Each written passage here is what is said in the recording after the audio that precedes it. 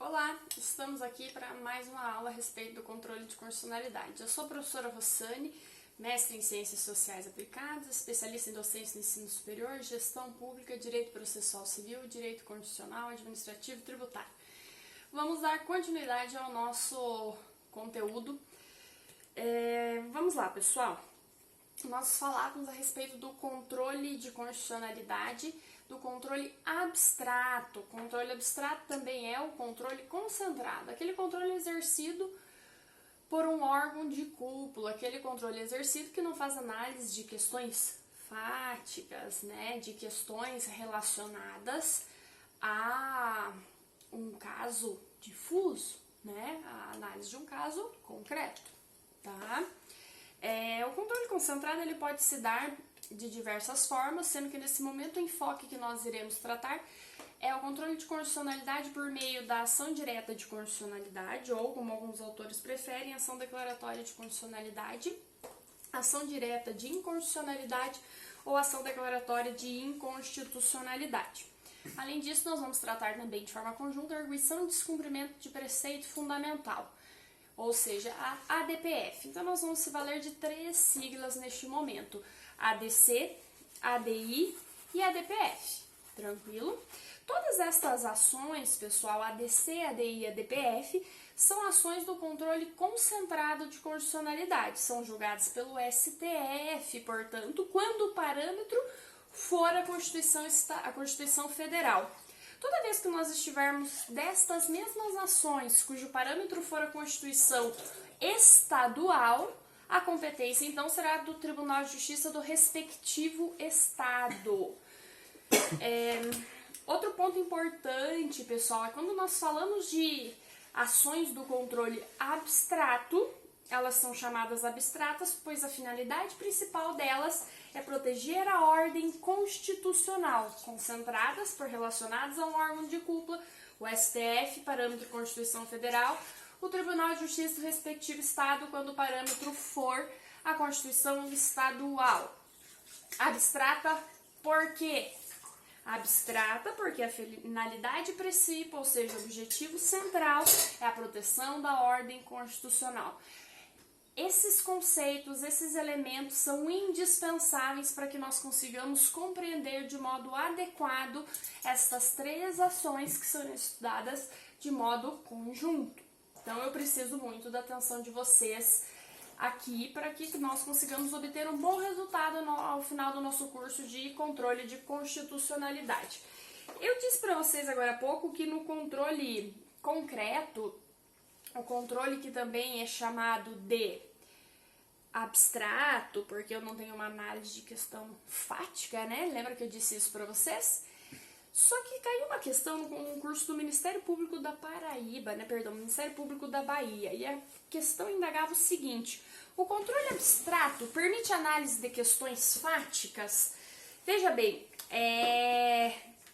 eu chamo a atenção para vocês que peguem a legislação junto aí, a Lei 9868 de 99, para que nós possamos verificar essa questão que foi cobrada no concurso do Ministério Público. Se vocês pegarem comigo a Lei 9868, eu quero que vocês se desloquem até o artigo 9º, por favor. Chegando lá no artigo 9º, eu quero que vocês se atentem lá para o parágrafo 1º, que ele diz lá que em caso de necessidade de esclarecimento de matéria ou circunstância de fato ou de notória insuficiência das informações existentes nos autos, poderá o relator requisitar informações adicionais, designar perito ou comissão de peritos que emita parecer sobre a questão. E daí nisso o artigo continua. O que merece destaque aqui, pessoal, é aquilo que diz lá, olha, em caso de necessidade de esclarecimento de matéria fática ou circunstância de fato. Destaquem isso na legislação de vocês, ou seja, destaquem a primeira parte do artigo 9º, parágrafo 1º, porque lá nós conseguimos extrair a resposta que era exigida no concurso do Ministério Público da Bahia. Ou seja, é possível análise de questões fáticas dentro do controle abstrato? Sim. De onde eu extraio isso? Ora, o fundamento para a resposta é um fundamento legal. Artigo 9º, parágrafo 1º, primeira parte da Lei 9868 de 1999. Veja bem, um exemplo disso, dessa análise de questões fáticas, é a discussão a respeito da Lei de Biossegurança e Pesquisa com Células-Troncos, uma necessidade de discutir questões fáticas a esse respeito para esclarecer conceitos. A discussão também sobre a acrania e a anencefalia, que há meios na medicina para recepcionar isso, ou seja, essa análise na época ela foi feita pelo Supremo, que tratava da antecipação terapêutica. Foi preciso uma análise de uma questão fática, que extrapolava a matéria discutida nos autos daquele processo propriamente. Então isso é muito importante, tá? Anotem que na verdade é possível, tá? Quando eu digo para vocês lá que não tem uma análise de questão de fato, no controle abstrato, eu tô querendo dizer o seguinte, que não analisa um caso concreto propriamente. Essa é a melhor expressão para que nós utilizemos no nosso estudo. Então, tomar muito, muito cuidado com isso, pessoal. Continuando aqui o nosso estudo, aberto esse parênteses aí, né? O que a gente tem que ter em mente? Que a Lei 9868 de 1999, ela é que regulamenta a ação direta de inconstitucionalidade e a ação declaratória de constitucionalidade, tá? O STF, então, se valeu do parâmetro legal para fundamentar os seus posicionamentos, tá? Com relação à análise de questões fáticas. Veja lá, a ADI, ela já tinha previsão na própria Constituição Federal, enquanto a ADC, ela surgiu quando? Ela surgiu por meio da Emenda Constitucional número 3 de 1993.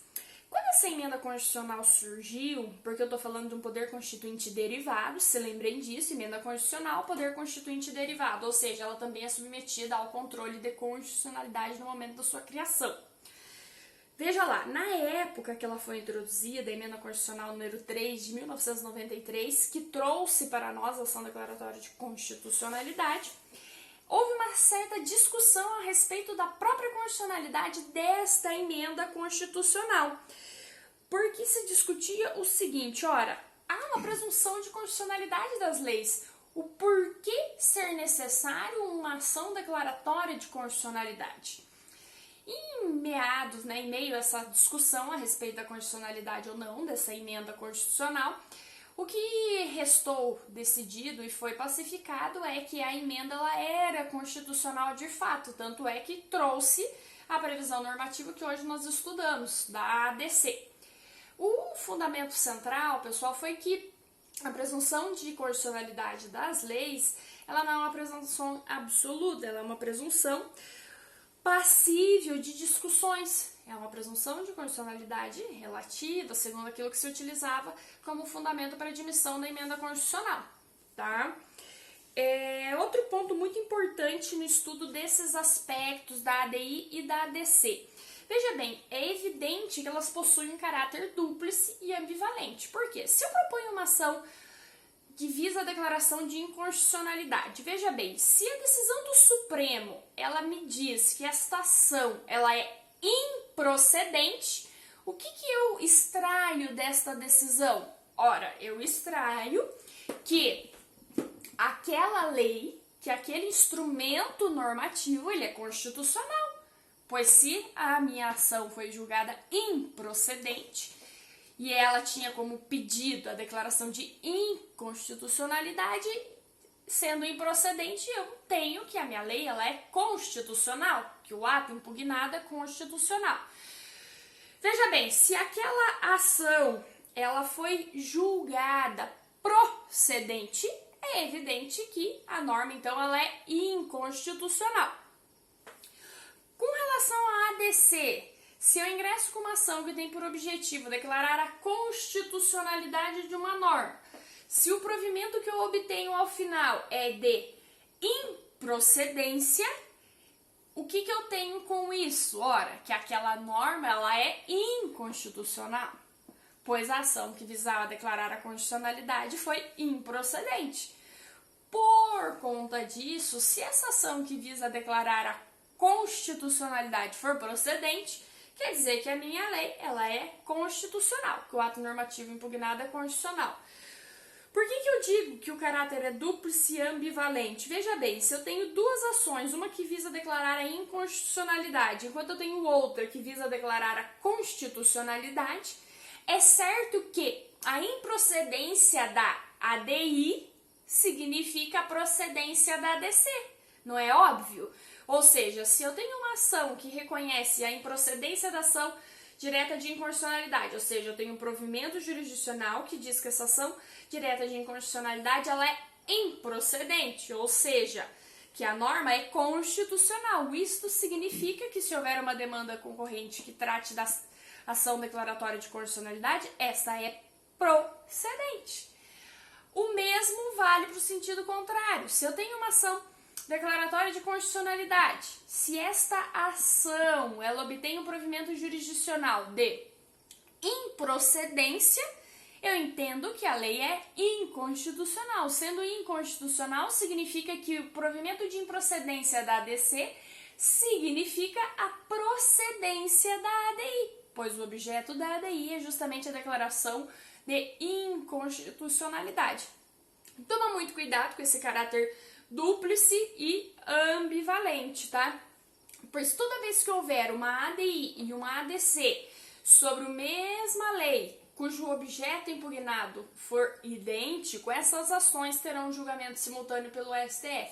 Lembrando, quando nós estamos falando do parâmetro sendo a Constituição Federal. Sendo o parâmetro da Constituição Estadual, o julgamento será feito pelo Tribunal de Justiça do respectivo Estado, tá? Se atentem a isto e não se esqueçam destas lições, tá bem? A gente continua na próxima aula falando um pouquinho sobre pressupostos de admissibilidade. Eu espero vocês na próxima aula. Se inscrevam no canal, deem um like e ative o sininho para acompanhar as novas atualizações.